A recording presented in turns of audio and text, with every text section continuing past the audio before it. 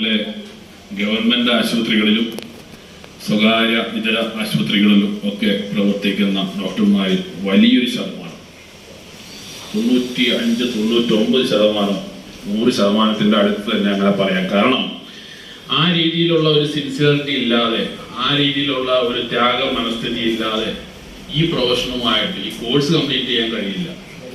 6 കൊല്ലത്തോളം നീണ്ടു നിൽക്കുന്ന കഠിനമായ പരിശീലനം, അത് കഴിഞ്ഞിട്ട് PGക്കുള്ള 3-4 കൊല്ലം ഉള്ള പരിശീലനം, അത് കഴിഞ്ഞ് ഓരോ രോഗിയെ നോക്കുമ്പോഴും ഞങ്ങൾ എടുക്കുന്ന മാനസികമായ സമ്മർദ്ദം.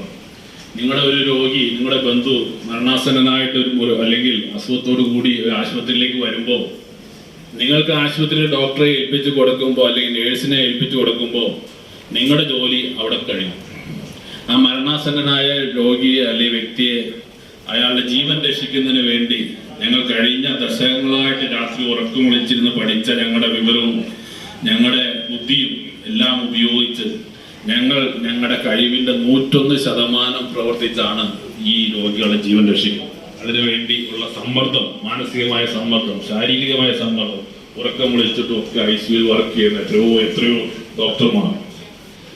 അപ്പോ ഇത്തരം ഹീറോകളായിട്ടുള്ള ജീവൻ രക്ഷിക്കുന്നതായിട്ടുള്ള ഈ ആരോഗ്യ പ്രവർത്തകർ, ഡോക്ടർമാരും നേഴ്സുമാരും ഒക്കെ മറ്റു ആരോഗ്യ പ്രവർത്തകർക്കൊക്കെ കിട്ടേണ്ടതായിട്ടുള്ള ബഹുമാനം വീണ്ടും കിട്ടുന്നില്ല എന്ന് മാത്രമല്ല, ഇപ്പോൾ ഏറ്റവും അവസാനം കോഴിക്കോട് സംഭവിച്ച പോലെയുള്ള സംഭവങ്ങൾ വളരെയേറെ വേദനാജനകമാണ്.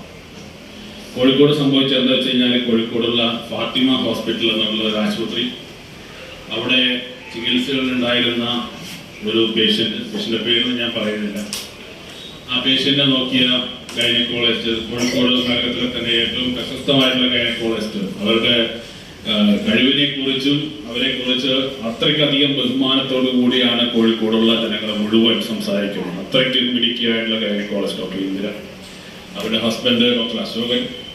അപ്പോൾ ഈ രോഗിയെ അവിടെ കൊണ്ടുവന്ന് അഡ്മിറ്റാക്കി കഴിഞ്ഞപ്പോൾ പ്രസവത്തോടനുബന്ധിച്ചുണ്ടായിട്ടുള്ള കോംപ്ലിക്കേഷൻ, അവർക്ക് അതികഠിനമായിട്ട് പനി ഉണ്ടായിരുന്നു, അവർക്ക് ഗർഭാത്രത്തിനകത്ത് അണുബാധ ഉണ്ടായിരുന്നു, അമ്നിയോട്ടിക് ഫ്ലൂയിഡ്, ഗർഭാത്രത്തിനകത്തുള്ള ദ്രാവകം ആ കുഞ്ഞിന്റെ ശ്വാസകോശത്തിലേക്ക് പോയതിനെ തുടർന്ന് ആ കുഞ്ഞ് മരണപ്പെട്ട് കഴിഞ്ഞിട്ട് കുഞ്ഞിനെ പുറത്തെടുത്തു. അമ്മയെ ആശുപത്രിയിൽ ചികിത്സിച്ചുകൊണ്ടിരിക്കുന്നു. അമ്മയ്ക്ക് അതികഠിനമായിട്ടുള്ള വയറുവേദന ഉണ്ടായി. മരുന്നുകൾ കൊടുത്തതിനെ തുടർന്ന് കുറവില്ലാതെ വന്നു കഴിഞ്ഞാൽ